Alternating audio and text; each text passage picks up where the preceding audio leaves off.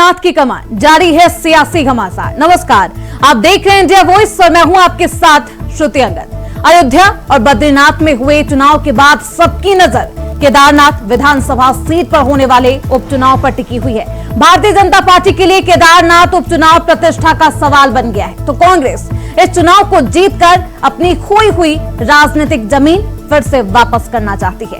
यही वजह है कि केदारनाथ उपचुनाव के लिए बीजेपी और कांग्रेस एड़ी चोटी का जोर लगा चुकी है। लेकिन जनता का फैसला क्या कुछ होगा, 23 नवंबर को साफ तस्वीरें सभी के सामने होगी। चुनावी शोर भले ही थम गया है, लेकिन जो चुनावी बयानबाजी है वो नतीजे आने तक जारी रहेंगे। जी हाँ, नतीजे आने में वक्त है, लेकिन जीत के दावे दोनों ही तरफ से किए जा रहे हैं। इस उपचुनाव में भाजपा और भाजपा का एक तरफ से चुनावी वादा है, चुनावी दावा है, वहीं दूसरी तरफ भाजपा राज्य और केंद्र सरकार की विकास योजनाओं, विशेषकर केदारनाथ धाम पुनर्निर्माण कार्य और प्रधानमंत्री मोदी के नाम पर विजय का भरोसा है। तो वहीं कांग्रेस की पूरी रणनीति राज्य और केंद्र सरकार के विरुद्ध पिछले 7 से 10 वर्षों की एंटी इनकम्बेंसी पर टिकी है। यानी कि दोनों ही तरफ से जीत के दावे किए जा रहे हैं। चुनावी हुंकार भरते समय तमाम वादे भी जनता से किए गए। ऐसे में तमाम सवाल है जो अपने खास मेहमानों से जानेंगे, लेकिन उससे पहले आप ये स्पेशल रिपोर्ट देखिए। केदारनाथ उपचुनाव का ऐलान हुआ तो सियासी तीर छोड़े जाने लगे। चुनावी शोर जरूर थम गया है, लेकिन सियासी बयानबाजी अभी भी जारी है। हालांकि केदारनाथ की जनता दूध का दूध पानी का पानी करने को तैयार है। यानी कि जनता के दिल में कौन बसता है, इसका फैसला जल्द ही हो जाएगा। दरअसल केदारनाथ विधानसभा उपचुनाव सिर्फ एक सीट का चुनाव नहीं है, बल्कि उत्तराखंड की राजनीति में एक महत्वपूर्ण मोड़ बन चुका है। ये चुनाव न केवल भाजपा और कांग्रेस के लिए प्रतिष्ठा की लड़ाई है, बल्कि राज्य में राजनीतिक समीकरणों को भी नया आकार देने का संकेत है। महिला प्रत्याशियों की जीत का मिथक दोहराने की कोशिश में भाजपा ने पूरी ताकत झोंक दी है, जबकि कांग्रेस इसे तोड़ने के लिए संघर्षरत है।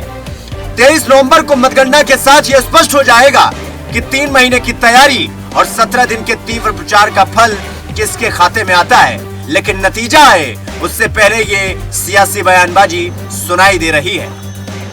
भारतीय जनता पार्टी ने वहां पर प्रचार प्रसार बहुत ही बेहतर तरीके से किया, सभी कार्यकर्ताओं के साथ सामंजस्य बिठा करके किया और हम पूरे आश्वस्त हैं कि एक बार फिर हमारी मातृशक्ति आशा नोटियाल जी के रूप में वहां से जीतने जा रही है। पहले भी हमारी मातृशक्ति वहां से जीती विधायक के रूप में रही है और एक बार फिर भारतीय जनता पार्टी को वहां से मत मिलने जा रहा है। रही बात कांग्रेस की, तो कांग्रेस ने तो पहले ही हार मान ली अपनी, और हार के चलते ही वो इस तरह की अनगढ़ बयानबाजी कर रहे हैं। और उस हार से बचने के लिए कभी मशीनरी का दुरुपयोग, कभी जो है कर्मचारियों का दुरुपयोग, कभी हर तरीके से वो अपना परपंच षड्यंत्र रचने का काम कर रहे हैं। मुझे लगता है वहां की जनता, केदारनाथ की जो प्रबुद्ध जनता है, वो इनके षड्यंत्र में कभी नहीं आएगी और वो अपने मत का प्रयोग करेगी और भारतीय जनता पार्टी को एक बार फिर वहां से परचम लहराने का मौका देगी। कि जिस तरह मैं वहाँ माहौल देखा है, उससे मैं आश्वस्त हूँ कि केदारनाथ की जनता भाजपा के घमंड को, भाजपा के जो अहम है, जो चाहे मंदिर को लेकर, केदारनाथ मंदिर को लेकर, यात्रा को लेकर, अग्निवीर को लेकर, जो उन्होंने अतिक्रमण के नाम पर वहाँ छोटे छोटे व्यापारियों को नुकसान किया है, ये जो सारे मुद्दे हैं, चाहे चोपता में पॉलिटेक्निक के निर्माण की बात हो, डिग्री कॉलेज के निर्माण की बात हो, ये जो सारे मुद्दे हैं, उससे निश्चित रूप से मुझे पूरा भरोसा है कि केदारनाथ की जनता कांग्रेस के पक्ष में मतदान करेगी, कांग्रेस को विजय बनाएगी। तो दोनों ही तरफ डंके की चोट पर यह कहा जा रहा है कि केदारनाथ उपचुनाव में जीत उनकी ही होगी। भाजपा ने इस उपचुनाव को जीतने के लिए पूरे राज्य और केंद्र की ताकत झोंक दी है। मुख्यमंत्री पुष्कर सिंह धामी ने चुनाव की घोषणा से पहले ही केदारनाथ क्षेत्र में विकास परियोजनाओं की छड़ी लगा दी है। प्रभावितों के लिए विशेष पैकेज से लेकर बुनियादी ढांचे के विकास तक की घोषणाएं कर दी है। प्रधानमंत्री नरेंद्र मोदी का केदारनाथ से भावात्मक जुड़ाव भाजपा के लिए सबसे बड़ा सहारा है। तो वहीं कांग्रेस ने चुनावी दंगल में बीजेपी को भ्रष्टाचार से लेकर कुप्रबंधन तक तमाम मुद्दे पर सरकार का घेराव किया है। बहरहाल किसे मिलेगी केदारनाथ में मातृशक्ति का आशीर्वाद, ये तो आने वाला वक्त बताएगा। मेरी रिपोर्ट, इंडिया वॉइस, देहरादून। भले नतीजे आने में वक्त हो, लेकिन जीत के दावे दोनों ही तरफ से किए जा रहे हैं। खास मेहमान से आपका परिचय करवा देती हूं। हमारे साथ आशीष नौटियाल है, प्रदेश प्रवक्ता है कांग्रेस के। भाजपा के प्रदेश प्रवक्ता कमलेश रमन है हमारे साथ। वरिष्ठ पत्रकार गजेंद्र रावत है हमारे साथ। बहुत स्वागत है आप सभी का।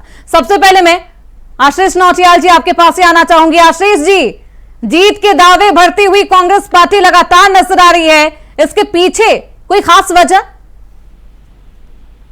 खास वजह है भारतीय जनता पार्टी ने जिस तरह से केदारनाथ के अंदर अन्याय किया, और केदारनाथ ही नहीं पूरे देश के साथ जो अन्याय किया, उससे जनता त्रस्त है। और निश्चित जनता जो है विकास की राजनीति को वोट देगी, नफरत की राजनीति। लेकिन आशीष जी, बार बार बीजेपी के जो भी दिग्गज नेता है वो आपको 2013 की त्रासदी की वो तस्वीरें याद दिलाते हैं। निश्चित हम भी उनको याद दिलाना चाहते हैं, जब 2013 में त्रासदी आई थी, इतनी भयंकर स्थिति हो चुकी थी। उस समय हम लोग सब जानते हैं इस बात को, और किस प्रकार से माननीय हरीश रावत जी ने इस सब स्थिति को संभालने का काम किया और वहां का विकास करने का काम किया, वहां सड़कें बनाने का काम किया। और अब जब हम वहां गए, केदारनाथ गए, अभी हमारी यात्रा गई, तो देखा हमारी बनाई गई सड़कें भी वहां नहीं है। तो बड़े बुरे हाल है। उन्होंने केदारनाथ धाम के नाम पर करोड़ों रुपए खाने का काम किया है। जिन लोगों ने मंदिरों को तक नहीं छोड़ा है, केदारनाथ मंदिर के अंदर सोना चोरी करते हैं, केदारनाथ धाम को दूसरी जगह ले जाने का काम करते हैं, तीर्थ पुरोहितों के मकानों को तोड़ने का काम करते हैं। तो इस प्रकार की अगर घटनाएं करेंगे तो जनता इनको साथ कैसे देगी? और इनके लड़की को के साथ क्या करा इनके नेता ने, सब जग जाहिर है। महिला सुरक्षा हो, आप लोग कहती हैं कि मातृशक्ति आपके साथ है, उनका आशीर्वाद आपके साथ है, लेकिन महिला सुरक्षा के मुद्दे पर कांग्रेस हमेशा ही आप पे हमलावर नजर आ रही है, वो तमाम दृश्य आपको दिखाती हुई नजर आ रही है। जी, वैसे ये क्योंकि चुनाव थम गया है और अब जनता के हाथ में जनता क्या फैसला देती है इसका हम लोग इंतजार करते हैं और डिबेट को काफी सकारात्मक चलाने की कोशिश करते हैं। लेकिन मुझे कांग्रेसी शायद हजम नहीं कर पाते, शांतिपूर्ण डिबेट हो जाए। इनकी हालत कांग्रेसियों इस वक्त किसानी नोचने स्थिति इनकी हो है और हाथ उनको दिखाई दे रहे हैं और सबके आगत बयानबाजी करके केवल और अपने आप अपने लोगों को संभावना देने कर रहे हैं। देखिए, चुनाव में आपने देखा होगा कि जब कांग्रेस का कैंडिडेट घोषित हुआ तो केवल और गणेश गुंजाल जी के अलावा वहां पर मुझे बताया कि नेता अच्छे तरीके से उन्होंने कहा जिम्मेदारी है, टिकट रहने तो जिम्मेदारी मेरी है। अध्यक्ष भी इनका वहां पर इतना प्रचार प्रसार नहीं कर पाए और दावे बड़े झूठ बोल करके कौन व्यक्ति झूठ बोल रहा है जिसने कोई घर ही थोड़ा किसी ने जाने और वहां पर करने से आज तो गलत ये छुटवाने वाले भी नहीं है और प्रदेश को छुटने वाले भी। चलिए कमलेश जी, मैं आपके पास वापस आऊंगी, आपकी आवाज सही तरीके से नहीं आ पा रही है। मैं चाहूंगी अपनी टीम से कि वो आपकी आवाज को जरूर दुरुस्त करे। हमारे साथ वरिष्ठ पत्रकार गजेंद्र रावत जी मौजूद है। गजेंद्र जी, जो तमाम बयानबाजी, हालांकि अभी नतीजे आने बाकी है, लेकिन उससे पहले आप देखिए जीत के दावे दोनों ही तरफ से किए जा रहे हैं, दोनों ही आत्मविश्वास के साथ चुनावी दंगल में मौजूद है। इस डिबेट के खत्म होने के लगभग 12-14 घंटे बाद जो पोलिंग स्टार्ट होनी है, उसको लेकर अब सबके मन में सवाल है कि आखिरकार अब जो मतदाता है वो क्या लेकर जो है किस माइंडसेट के साथ में वोट कास्ट करेगा। आज हमने बहुत सारे वहां के लोगों से बात करी और मुझे एक गणेश पवार नाम के एक भाजपा के कार्यकर्ता से मेरी बात हुई। उन्होंने बताया कि उन्होंने भी एक बार जो है वहां का जो केदारनाथ जी में सोना और पीतल का जो विषय था उसको लेकर सोशल मीडिया में लिखा और भारतीय जनता पार्टी की जो सरकार है उन्होंने उनके ऊपर मुकदमा किया और अब उनके ऊपर चार्जशीट भी हो गई है। आपको ये भी मालूम होगा कि इस संदर्भ में मैंने भी जब सोशल मीडिया में लिखा था तो मुझे भी उसमें पार्टी बनाया गया है। तो ये दर्शाता है कि जो भारतीय जनता पार्टी की ये जो विषय था सोना और पीतल वाला, जिसको लेके पूरे देश में शोर था, वहां के साधु संत पंडे पुजारी पुरोहित तमाम लोगों ने सवाल खड़े किए और उसके ऊपर ठीक इस उपचुनाव से पहले ये चार्जशीट मुझे लगता है कि निश्चित रूप से किसी न किसी षड्यंत्र का एक हिस्सा होंगी।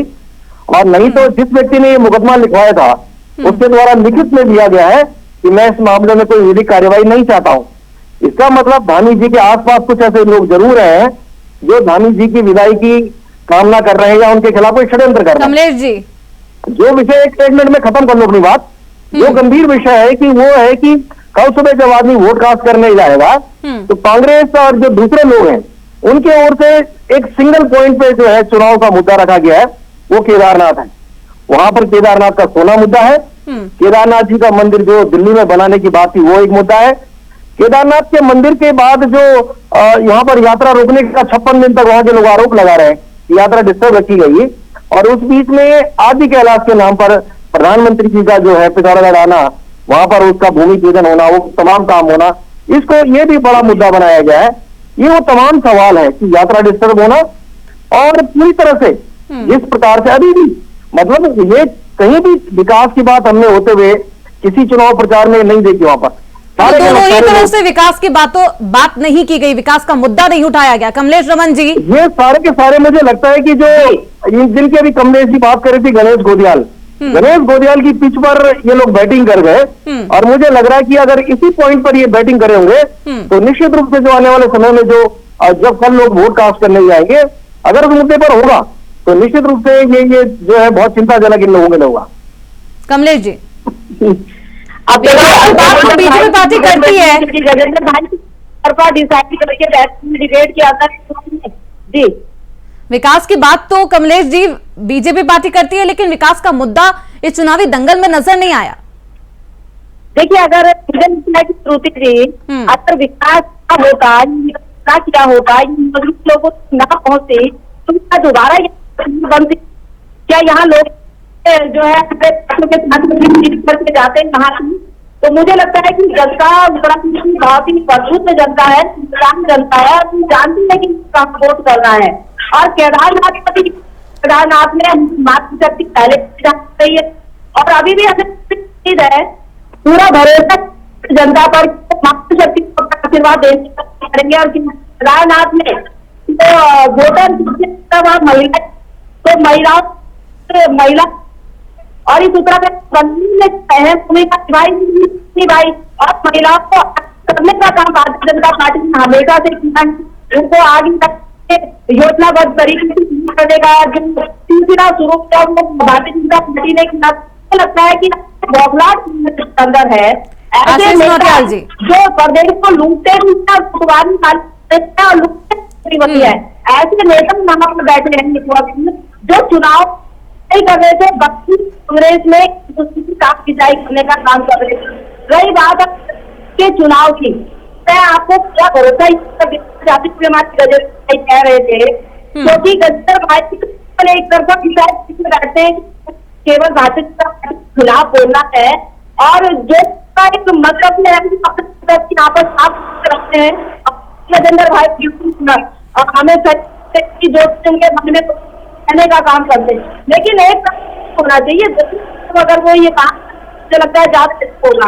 अब केदारनाथ वोटिंग होगी, तैयारियां चलिए कमलेश जी, वापस आऊंगी आपके पास। आशीष नौटियाल जी, जो मशीनरी का दुरुपयोग हो या ईवीएम पर जो ठिकरा फोड़ दिया जाता है, इसका जवाब दीजिए। मैं यही कहना आपकी रात हम लोगों के लिए बड़ी अहम है, क्योंकि भारतीय जनता पार्टी के अंदर अरे कमलेश जी आपकी लोग रहते हैं, उन्होंने हमें 2 दिन पहले देखा किस प्रकार से उन्होंने जो है ये तो सुनाई नहीं दे रहा, भैया क्या बोल रहा है? केदारनाथ तो मुझे लगता है अपनी तरीके से कमलेश जी आप किससे बात कर रही हैं? क्या जवाब अपने हालात, क्या जवाब करता हूँ? हाँ, तो 5 एक दूसरे वाले में फुटबॉल का काम करते हैं। आपने देखा चुनाव के अंदर केवल और एक नेता का है जो दिखाई पड़ रहा था, बाकी बयान नेतागिरी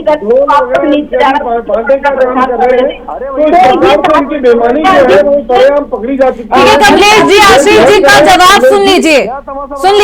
जब आपकी बारी खत्म होती है तो चुप रहिया करिए। तो ये किस तरह से केदारनाथ के अंदर क्या हरकतें कर रहे हैं, जग जाहिर है। परसों देखिए, महिला प्रत्याशी होने के बावजूद वहां पर शराब बांटने का काम कर रहे हैं। शर्म आनी चाहिए लोगों को। केदारनाथ एक देवभूमि, केदारनाथ जैसी देवभूमि के अंदर जहाँ बाबा केदार का निवास है, उस जगह पर आप शराब बांटने का काम कर रहे हैं, तो उससे पता लगता है कितना अत्याचार करेंगे आप जो सोना चोरी करते हैं, आप सोना भी चोरी कर लेते हैं, आप वहाँ पर शराब पहुँचा रहे हैं। शर्म आनी चाहिए आप लोगों को इस तरह हरकत करते हुए। अपनी ओछी राजनीति, इस प्रकार की ओछी राजनीति कर रहे हैं आप।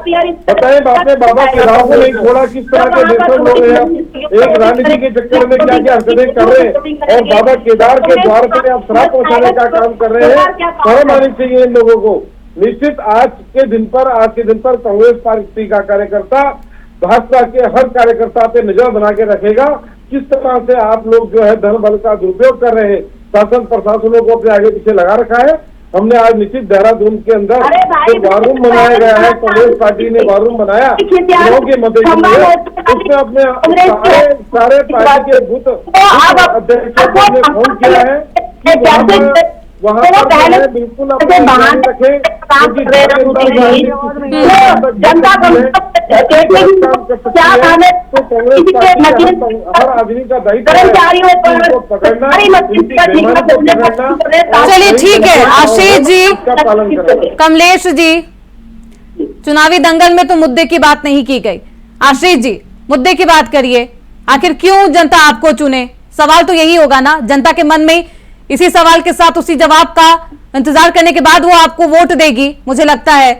बिल्कुल। अब कमलेश जी डिस्टर्ब न कर रहे तो लेकिन ठीक है, डिस्टर्ब न करें आप। ठीक, कमलेश जी आपकी बारी आएगी तब आप बोलिएगा। आशीष जी, जनता को हमें चुनने का कई कारण है श्रुति जी। तो क्या वो 2013 की त्रासदी भूल जाएगी और 2024 में जो कम समस्याओं का उत्पन्न हुआ, जो कम समस्या वो देखी? 13 की त्रासदी जो आई थी, हाँ। उसके बाद जिस प्रकार से माननीय हरीश रावत जी द्वारा वहाँ पर निर्माण कार्य किया गया, वो जग जाहिर है, सब जानते हैं। सिर्फ इन लोगों ने उसके नाम पर हल्ला किया क्योंकि ये मंदिरों की राजनीति करने वाले लोग हैं। इन्होंने मंदिर के नाम पर भी राजनीति करने का काम किया, लोगों को ठगने का काम किया। या तो पहले झूठ बोला कि सोना लगाया, या अब झूठ बोलने का काम कर रहे हैं कि सोना चोरी नहीं हुआ। तो इनके ऊपर आरोप है कि इन्होंने मंदिर के अंदर से सोना चुराने का काम किया है। सनातन के नाम पर इन लोगों ने जरूर सरकार बनाई, लेकिन सनातन धर्म के सबसे बड़े दुश्मन अगर कोई है तो वो भारतीय जनता पार्टी है। जो गाय काटने वाली कंपनी से चंदा ले सकती है, उससे बड़ी दुश्मन मुझे नहीं लगता सनातन धर्म की कोई है।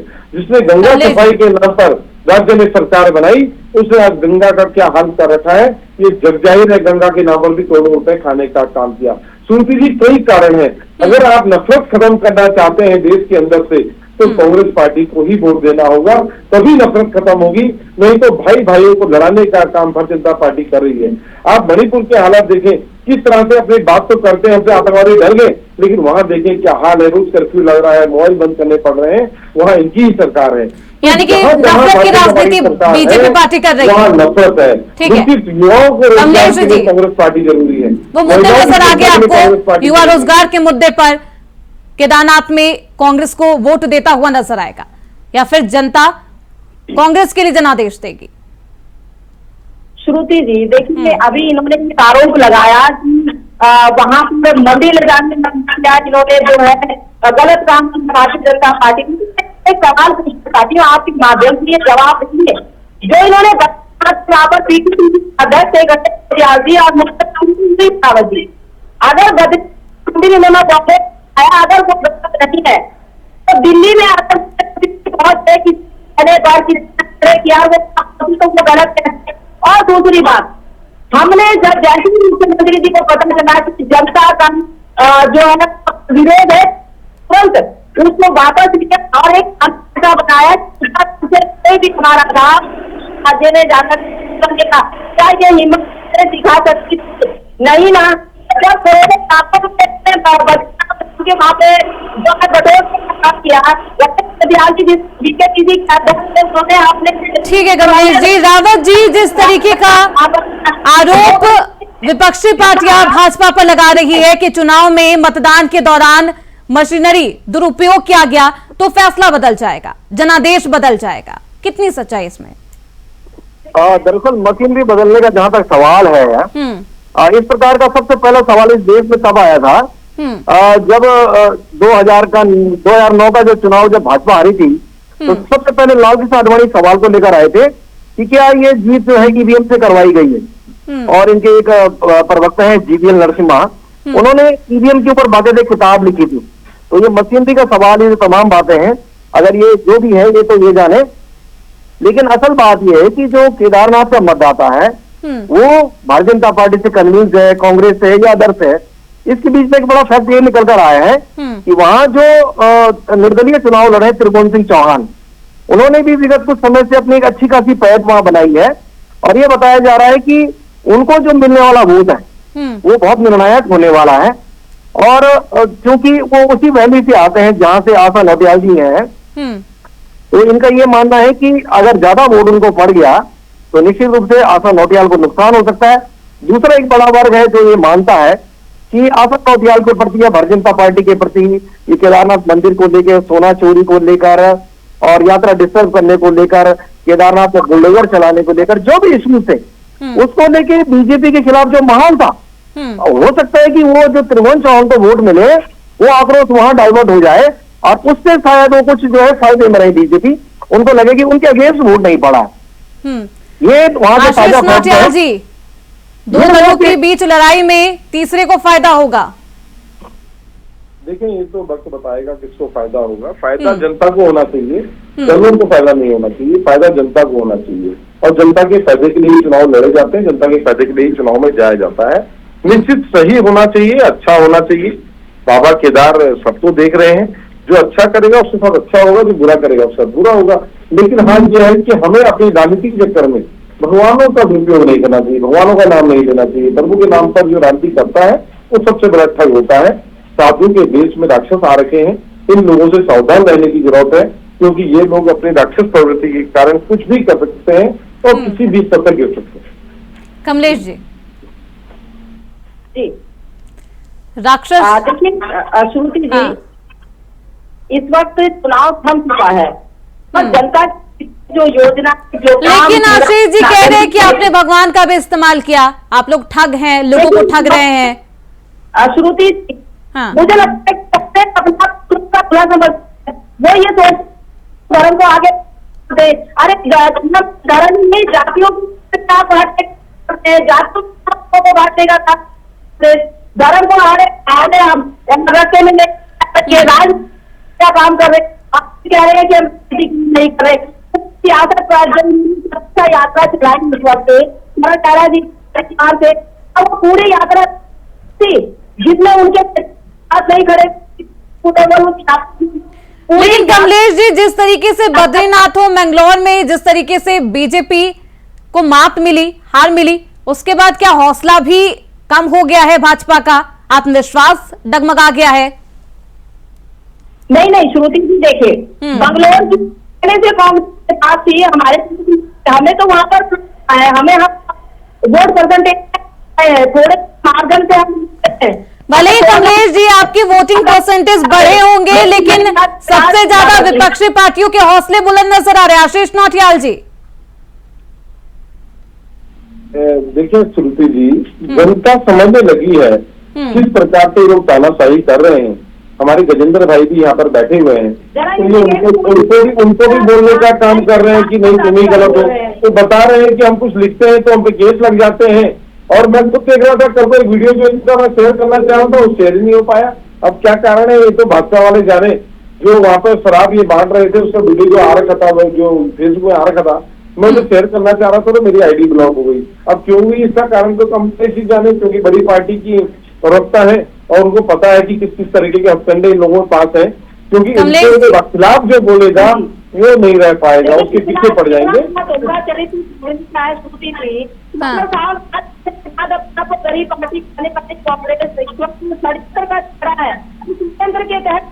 पार्टी को बनना और झूठ को बोल करके जनता को घर में वोट लेने की रही है। लेकिन जब वहाँ पर निकलेगा तो भारतीय जनता पार्टी की जो सरकार है काम किए ने उसको लेकर के वहाँ पर वोटिंग की और जब रिजल्ट तो भारतीय जनता पार्टी के पक्ष में आया भरोसा है अपनी प्रभु जनता। चलिए कमलेश जी, जनता किस पर भरोसा जताती है, विश्वास जताती है? 23 नवंबर को जनादेश आएगा, देखना बेहद दिलचस्प होगा कि किसके पक्ष में जनता ने वोट किया है। बहुत शुक्रिया आप सभी का। कमलेश जी आशीष नौटियाल जी, गजेंद्र रावत जी, चर्चा में बने रहने के लिए, अपना वक्त देने के लिए बहुत शुक्रिया।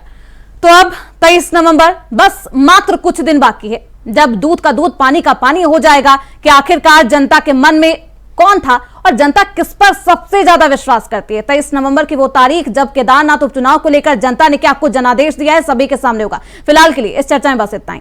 देखते रहिए इंडिया वॉइस।